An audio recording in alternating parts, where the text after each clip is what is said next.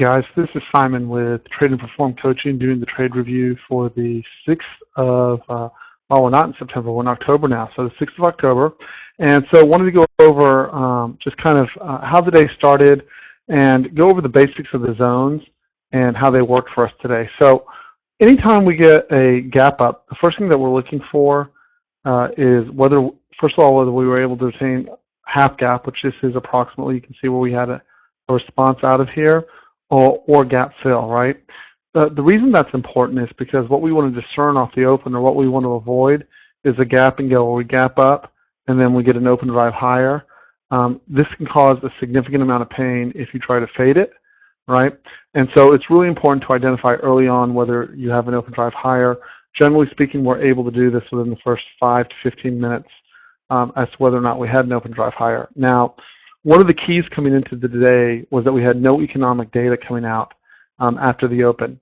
And usually you need a motivator or a driver to get the market kind of moving in a particular direction. So with that being said, and understanding that there was no driver, the idea that I was looking for today was that we would come in and have a balanced day. And my suspicion was the balanced day would either be would look something like this, right? Or could look something like this, where even though we had an up day, but excuse me, a balanced day, but with a downside bias. What we actually ended up with was in the AM session, particularly in the first hour, was clearly almost what looked like a trend day down.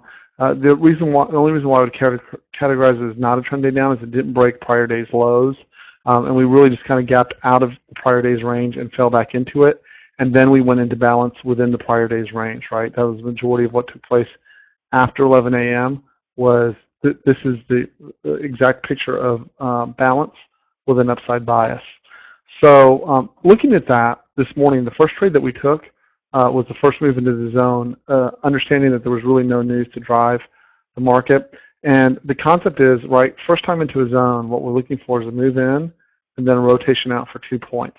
So using that very basic concept, right, we were able to take 2 points out of this location, 2 points out of this location. I don't like trading at gap fill, even though the Globex low had landed there. And the reason why is it becomes a slightly lower odds trade. It moves it closer to a 50 or 55% trade, and that's not high enough for me to take the trade. Even though we did get the rotation, my concern is what happened after that rotation, where we actually slipped through and fell an additional 10 points. Now, the white zone is special for me. Not only does it indicate where I think we might get some responsive buyers for a significant push back up, it works kind of like what kryptonite would work like for Superman, right? The closer you get to it, the more effect it has. The further away you are from it, the less effect that it has. So if you'll picture this in the morning, right, obviously the ideal of what someone would want to do is somehow you'd want to magically know that this was the high and that we were going to roll all the way down to approximately 1950 and you capture 21 points. That would be great. Unfortunately, most days out of the gate, you're not able to read whether we're going to move up or down 21. The great news is that we have that range and we have that opportunity to make money, but I don't know very many traders that can look at it and go, we're just going to move straight down to 1950. Certainly if I'd known that, I would have simply called it.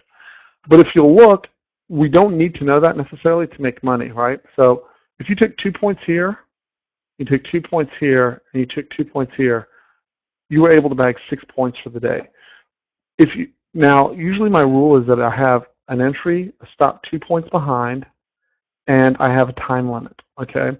At least in these zones I have a time limit. And so within that time limit, right, if you'll look, the reason why we use a time limit is to avoid situations like this where we consolidate for a long period of time and then we flush. Same thing at this zone here, right? So if you look, again, 2 to the short side, 2 to the long side, 2 to the long side. Now, in a perfect land, if you simply chose not to move your stops up and you left a 2 point stop behind, you actually had an opportunity to get a 10-point trade back to the upside out of the white zone. It is an important area that I put on the chart every day. I want to show you a bit of a different perspective because every day when I come in, I highlight areas on the chart where I think we have significantly increased opportunity to have even larger rotations. And that's what this chart looked like. And basically what I've done is on these charts, I basically just stripped away the middle of the range. And what this helps with is for the guys that are in the room that are swing traders or guys that are even intraday swing traders and looking for larger moves, if we could have gotten up into any of these areas or down into any of these zones down here, I tend to suspend the 25-minute rule that I have for downside protection. And instead what I'm trying to do is get a quick scale of 2 points on a portion of the trade, but then out of these locations, leave larger portions of the position for pushes back up into the middle of the range, 10 to 15 point moves or more. And same thing from these locations up here, is to take quick scales to help offset the cost of a stop should one occur, but leave the majority of the trade for push back lower. Today just was one of those days where if you look, right, and you take a larger zoom out, it still really kind of looks like we had a balanced day, right? There's really nothing dramatic to the downside here. And there's a big reason why it doesn't look like it was dramatic. We've gone through a cycle where if you look back in late August, right, we were having very small ranges. We had 5 to 8 point ranges on many of those days. Well, those ranges have expanded now, right, and we're actually at what would be considered historically, at least in the last 6 months, some of the widest ranges. We're having 20 to 30 point days, right? So if your big days are 20 to 30 points, that means your average days are going to fall somewhere between 10 and 15 points.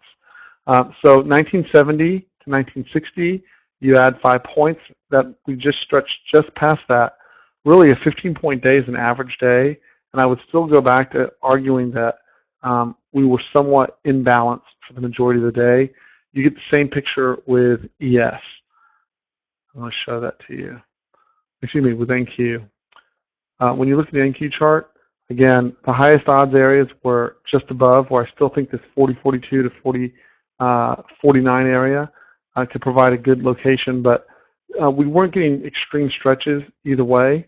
And so really what I was trying to focus on was just to get small counter trades of 5 to 15 points within both NQ and ES. Now, the other thing that I want to point out is normally when we put the trades out in the morning, what these blue areas are, these are the same essential charts.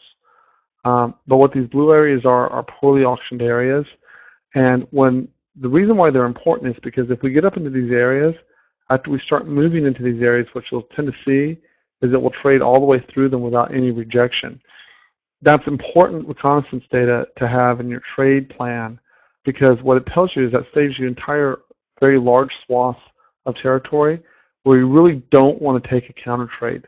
It's not that you can't get a counter trade out of these locations, it's that the odds are lower from these trade locations. So for those of you who are newer or just start following the zones, there's a very basic plan, and the plan is very simple. The idea is that all you need is 1 or 2 trades, right, from a basic building an account standpoint.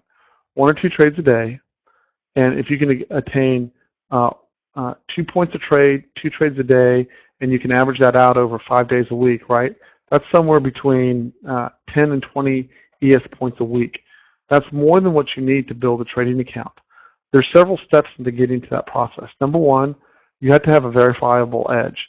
I know that I have very high odds, usually in excess of 70% odds, of those zones providing a counter rotation. Today, it was 100%, right? Each one of these zones, first move into the zone, provided a 2-point trade. It was a 100% track record, right? The second thing that it does is, and then when I'm working with clients, either on a one-on-one coaching situation or when we're within the room, right, and I'm reminding them, look, there's a huge failure rate in futures trading, and it's something that I'm trying to address. Failure rate, to my understanding, is in excess of 70% of retail accounts blow up or lose money, right? So there's 2 things that you need to accomplish simultaneously if you're going to fix that. First, you got to get rid of your crummy trades where you don't actually have an edge and you're guessing. You're either trading off emotion or feeling. All of that went out a long, long time ago, okay? And futures trading became much more structured. The second part of that formula is, well, where's your actual verifiable edge, right? And then the third leg of that is, what rules have you built around that edge, right, to actually assure yourself that you're able to extract money out of that trade. The rules, by having A, a verifiable edge, and then B, rules around that edge to extract the money, you reduce anxiety, you increase profitability, okay? And then every once in a while, you'll just kind of stumble as you're building your trading account, because there's a very structured way to build your trading account. You use your prior trades to finance increased trade size, which removes the emotion from increasing and decreasing trade size.